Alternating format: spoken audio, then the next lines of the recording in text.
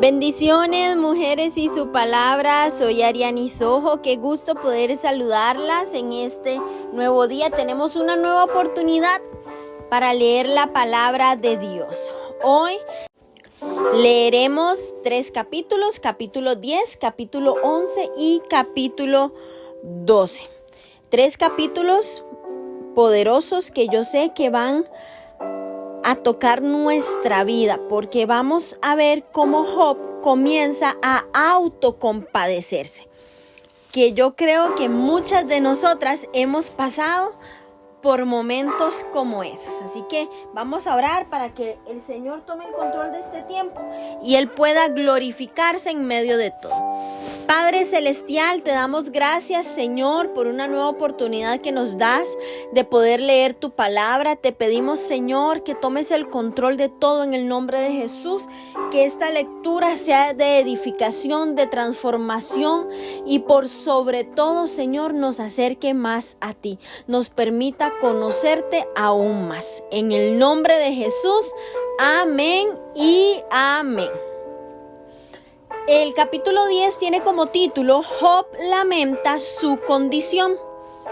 Dice la palabra de Dios: está mi alma hastiada de mi vida, daré libre curso a mi queja, hablaré con amargura de mi alma, diré a Dios, no me condenes, hazme entender por qué contiendes conmigo.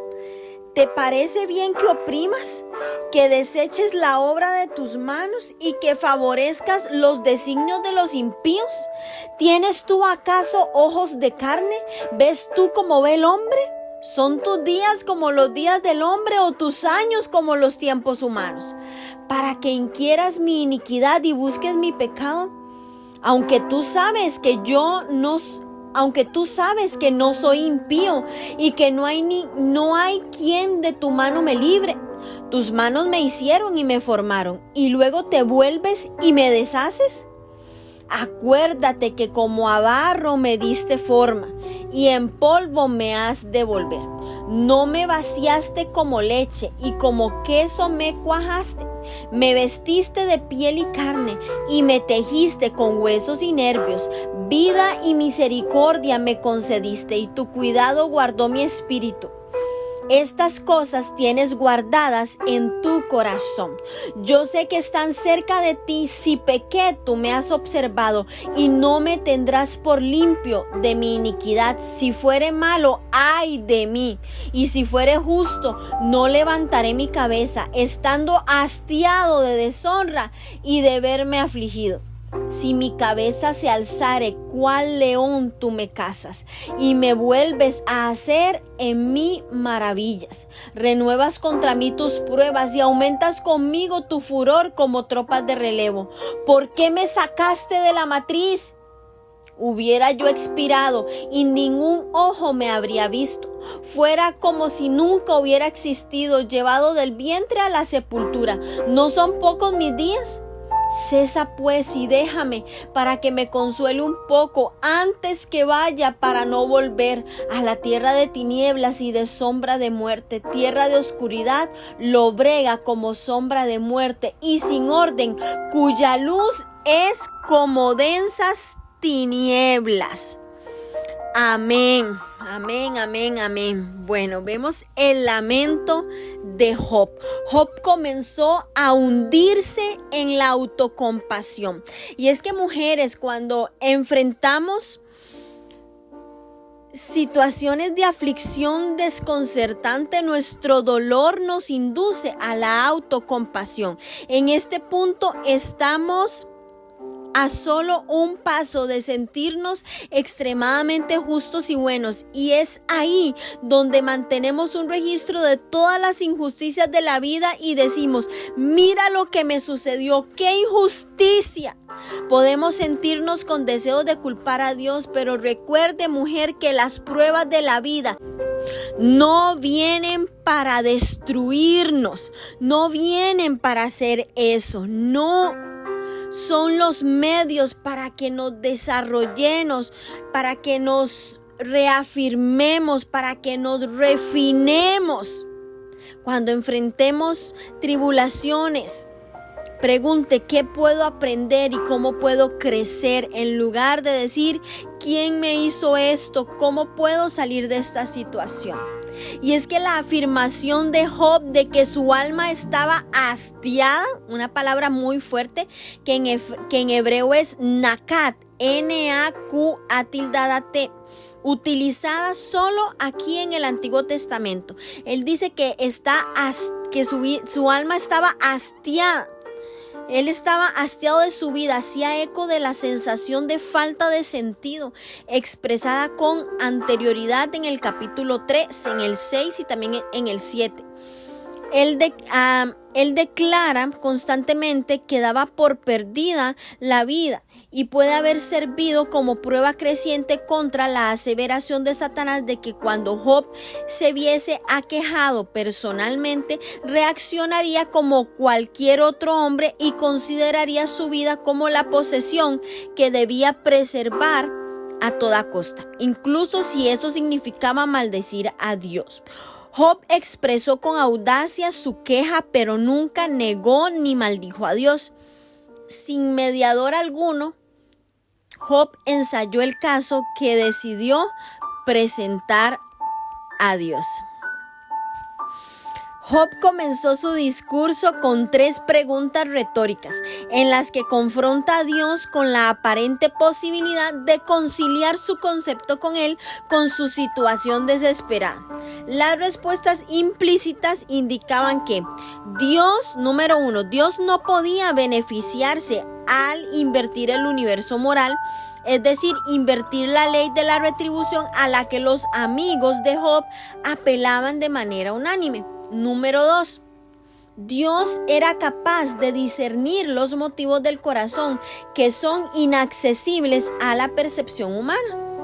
Y número 3, como Dios es eterno y omnisciente, no tenía sentido para él buscar sin descanso el pecado de Job, pues ya sabía que la búsqueda sería en vano y que en cualquier caso Job no podía escapar. En estos versículos vemos algo muy importante, y es que Job quiere saber el porqué de su situación. Pero ya hemos visto que no debemos de preguntarle a Dios por qué estoy pasando esta situación, sino decirle: Señor, en medio de lo que yo estoy pasando, quiero entender cómo puedo tomar esto para crecer, para ser transformada por ti, para ser cambiada por ti. Job cuestionó cómo Dios, que lo había formado en el vientre, pudiera volverse en su contra y continuara causándole aflicción. Él demostró una correcta comprensión de él como creador, como la fuente de vida, como la fuente de misericordia, pero al contrastar la perspectiva de David en el Salmo 139, sacó algunas conclusiones erróneas. Número 1, que mientras Dios, que actúa con un propósito, iba formando cuidadosamente a Job y cuidando su vida, planeaba en secreto su muerte. Contrasta totalmente con lo que dice el Salmo 139 del 13 al 16. Job afirma que Dios había guardado las cosas, es decir, el plan para destruirlo. En su corazón, en cambio, David se maravilló de que Dios había formado su cuerpo en lo oculto, es decir, en el vientre, y que había escrito en su libro sus propios planes para la vida de David. Número 2, como Dios lo ve todo y no puede permitir que el pecado quede impune, las acciones de Job, ya fuesen malvadas o justas, eran escrutadas implacablemente por él a fin de enjuiciarlo. Y en su frustración, Job llegó a la falsa conclusión de que Dios buscaba atraparlo. Las conjeturas erróneas nos llevan a conclusiones erróneas. No deberíamos usar nuestras experiencias limitadas para llegar a conclusiones acerca de la vida en general. Y si usted en este momento, mujer, se encuentra dudando de Dios, recuerde que usted no tiene acceso a todos los hechos. La verdad es que solo Dios solo quiere lo mejor para su vida. Y mucha gente soporta gran sufrimiento para encontrar que al final trajo consigo un gran beneficio. Cuando estés sufriendo, no asuma lo peor, sino comience a creer que al final del camino Dios tiene algo bueno para usted. Hay una palabra que él usa y es guardó, que en hebreo es shamar. Tiene el sentido positivo de proteger, y un irónico contraste se establece con el mismo verbo traducido, me has observado, lo cual da la idea de que Dios vigila, Dios observa muy de cerca con el fin de encontrar faltas. Él observa, él vigila, como se hace con un prisionero. Job cuestionó por qué Dios le había permitido vivir y suplicó que antes de morir lo librara por un momento de su constante mirada. ¿Sabes, mujer? Dios no te está mirando para vigilarte, para encontrarte las fallas, para encontrarte las faltas. Dios no está haciendo eso. Dios nos guarda, Dios nos cuida, Dios nos observa, Dios nos vigila para protegernos, no para vernos fallar, no para ver nuestras faltas. Y Job en este capítulo, usa 5 palabras que describen la sepultura. Número 1, tinieblas, que en hebreo es Josek, J-O-S-H-E-K, donde el grito del salmista se hace eco de la desesperación de Job. Esto en el Salmo 88:12, lo pueden leer. Otra palabra es sombra de muerte, que en hebreo es Salmavet, T-S-A-L-M-A-V-E-T, que es oscuridad profunda, también en el Salmo 23:4. Otra palabra que utiliza es oscuridad, que en hebreo es Efa, E-F-A-H, oscuridad, oscuridad absoluta. Se usa solo aquí, en este capítulo de Job, y en Amós 4:13. Lobrega, que en hebreo es Ofel. Y la última palabra es sin orden, que en hebreo es loceder, desordenado. Se utiliza solo aquí en el Antiguo Testamento. Y este conjunto poético de 5 términos sinónimos enfatiza una visión del Seol como un lugar de aislamiento deprimente.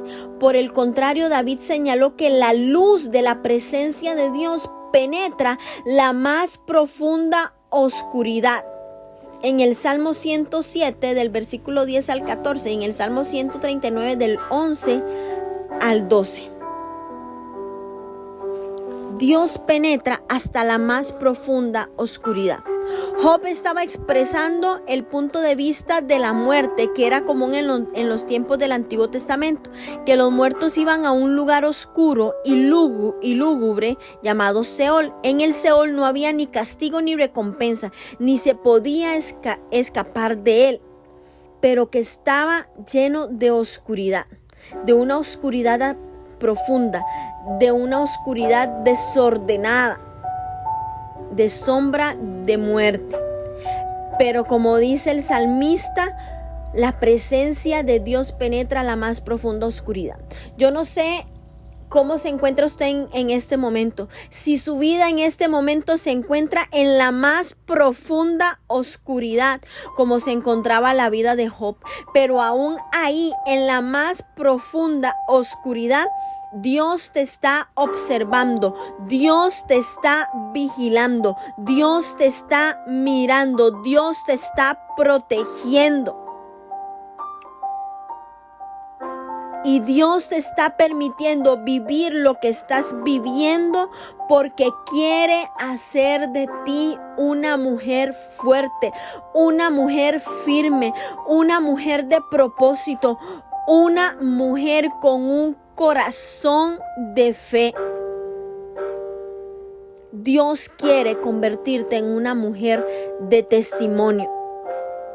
Y de esa oscuridad profunda de la que te encuentras, yo hoy declaro que en el nombre de Jesús, a través de esta lectura bíblica, toda tiniebla, toda oscuridad profunda, toda sombra de muerte, hoy en el nombre de Jesús, la luz de Cristo llega hasta ese lugar donde te encuentras y Él te ilumina y te saca de ese lugar y te lleva a su luz admirable por el poder de la palabra de Dios. No serás la misma mujer porque hoy la luz de Cristo, la luz de su palabra te está iluminando y hoy se estremece todo en tu interior. No serás la misma mujer. Y serás una mujer de testimonio, así como fue Job recordado. Asimismo, serás una mujer de testimonio, una mujer recordada por tus generaciones. Vamos ahora a leer el capítulo 11, que tiene como título Zofar acusa de maldad a Job. Vamos a ver otro amigo que se dirige a Job, pero él lo va a hacer con más violencia. Vamos a ver qué dijo Zofar. Respondió Zofar Naamatita y dijo: las muchas palabras no han de tener respuesta, y el hombre que habla mucho será justificado. ¿Harán tus falacias callar a los hombres? ¿Harás escarnio y no habrá quien te avergüence? Tú dices: mi doctrina es pura y yo soy limpio delante de los ojos. Mas, ¿quién diera que Dios hablara y abriera los labios contigo? Y te declarara los secretos de la sabiduría, que son de doble valor que las riquezas.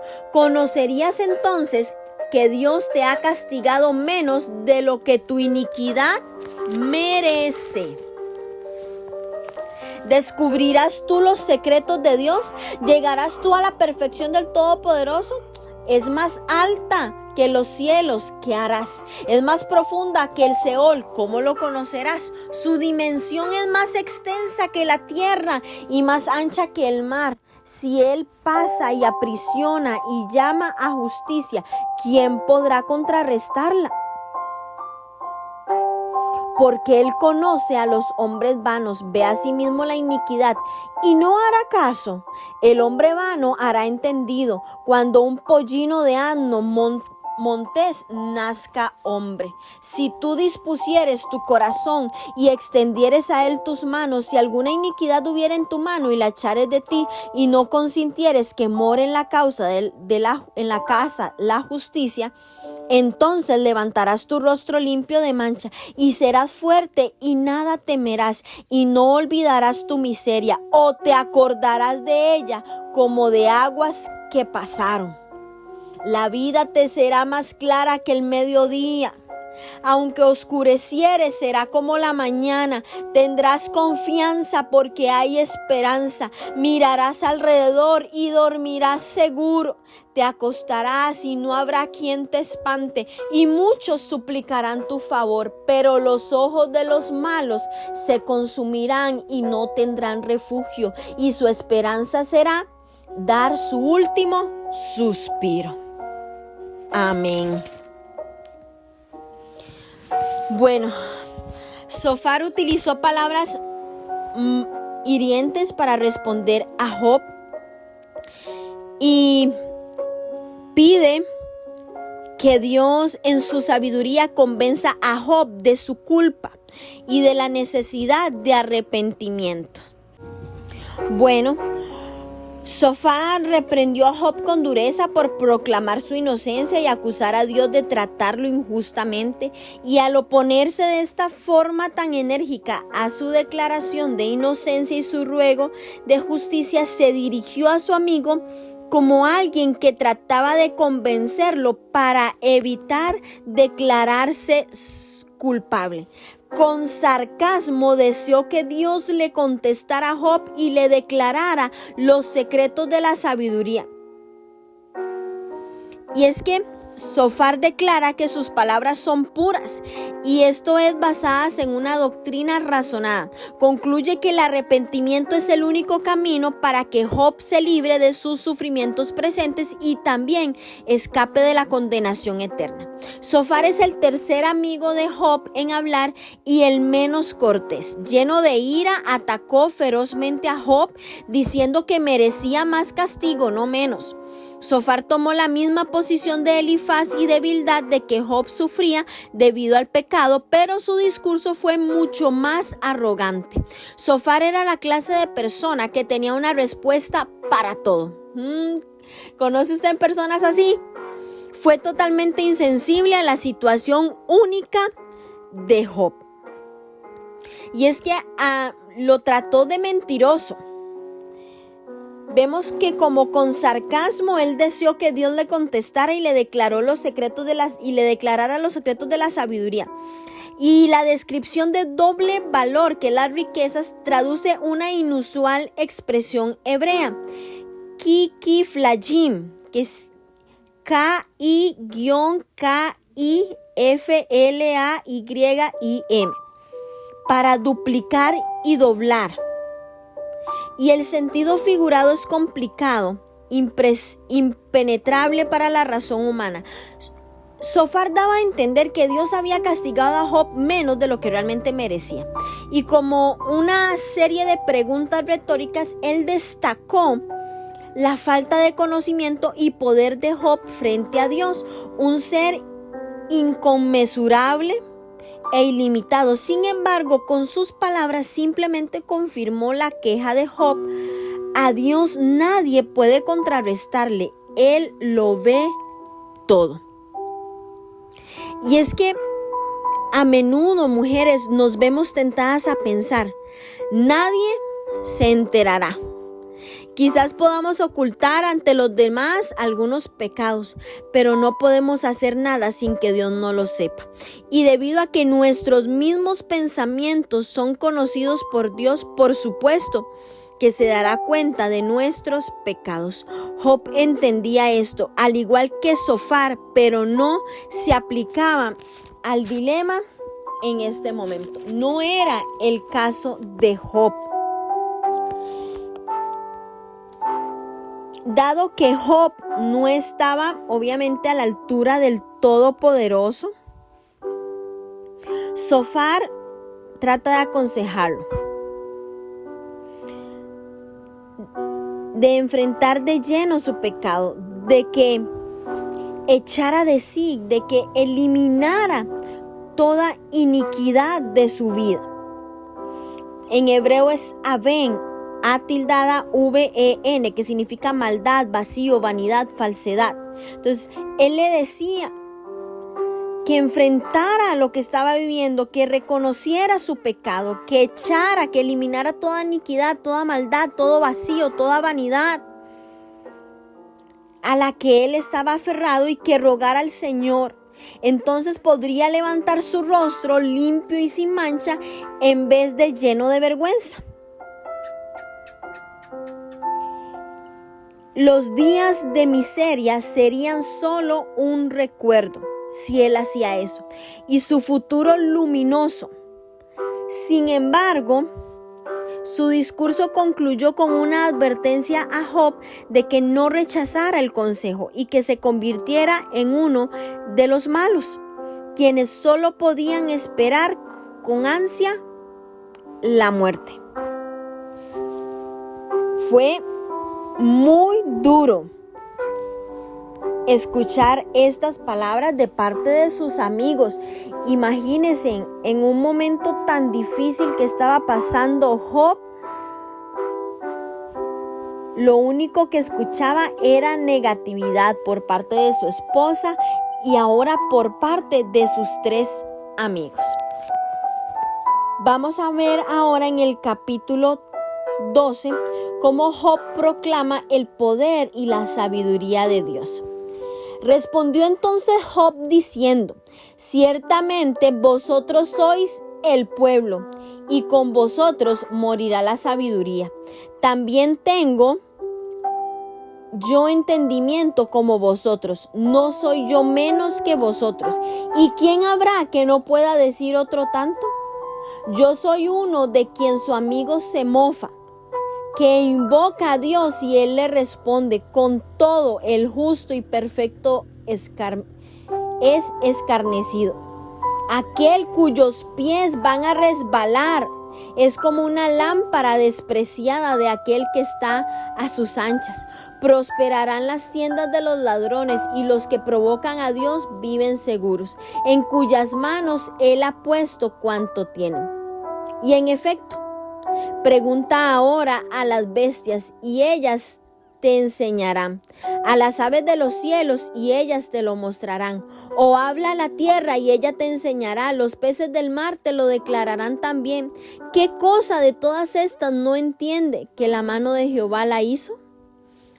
En su mano está el alma de todo viviente y el hálito de todo el género humano. Ciertamente el oído distingue las palabras y el paladar gusta las viandas. En los ancianos está la ciencia y en la larga edad la inteligencia. Con Dios está la sabiduría y el poder, suyo es el consejo y la inteligencia. Si Él derriba, no hay quien edifique. Encerrará al hombre y no habrá quien le abra.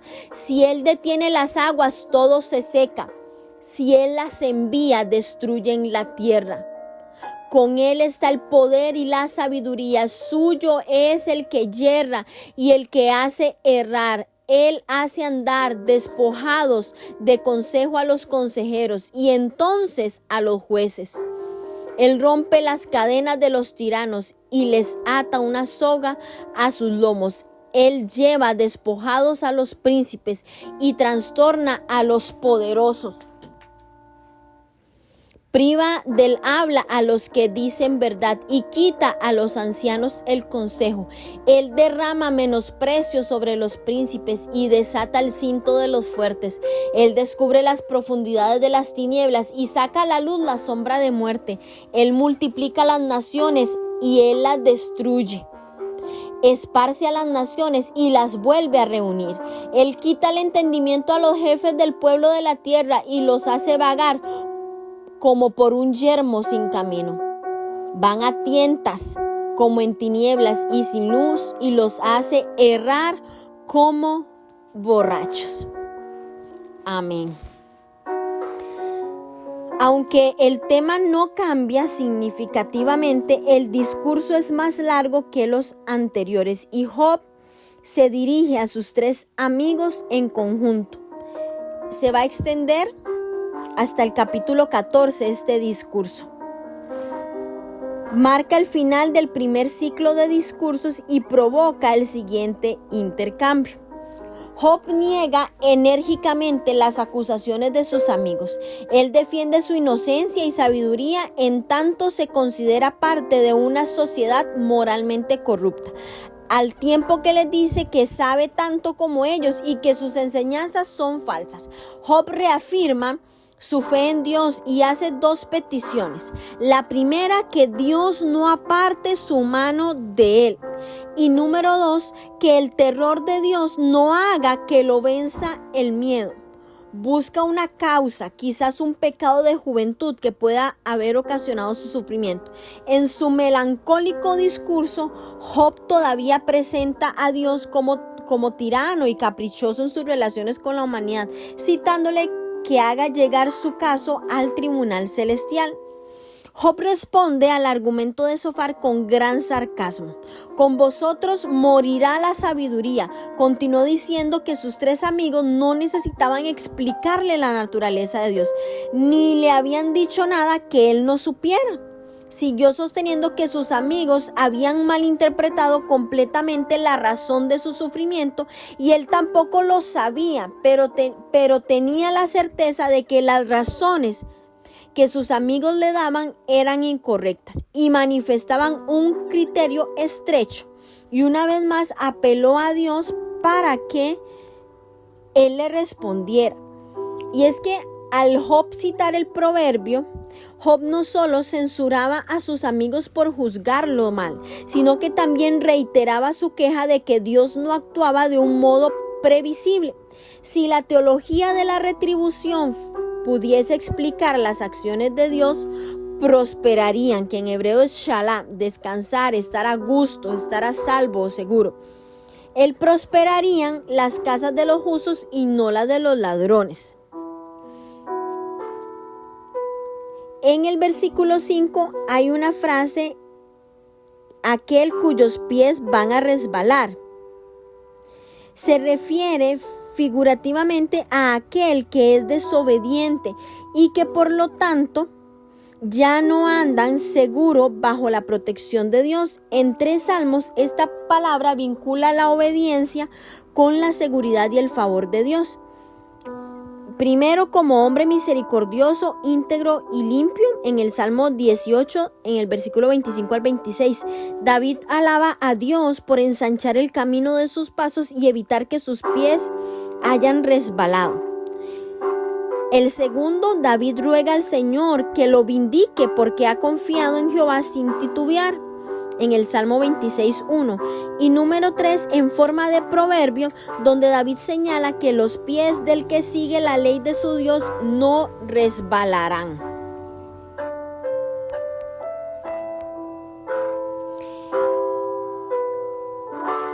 Job comparó la soberanía de Dios con la limitada comprensión de que sus amigos, quienes no habían logrado ver lo evidente, que era que la vida no es tan simple cuando se trata de entender por qué Dios hace lo que hace. Job rechazó en particular la ciencia imperfecta expresada por Sofar, como los verbos y los pronombres en el versículo 7 y 8. Que aparecen en segunda persona del singular. Algunos sostienen que Job comenzó a resumir lo que sus amigos le habían estado diciendo. Una interpretación más probable es que Job estaba sugiriéndole sarcásticamente a Sofar que necesitaba un curso de actualización en sabiduría elemental. Sofar había deseado que Dios le declarase, que le informara, que le diera a conocer a Job los secretos de la sabiduría. Pero Job señaló que aún las bestias le podrían mostrar a Sofar que Jehová era, al parecer, responsable de su sufrimiento. Job añadió a este resumen otro proverbio básico, seguido de una expresión idiomática que explicaba: ¿acaso no tengo razón?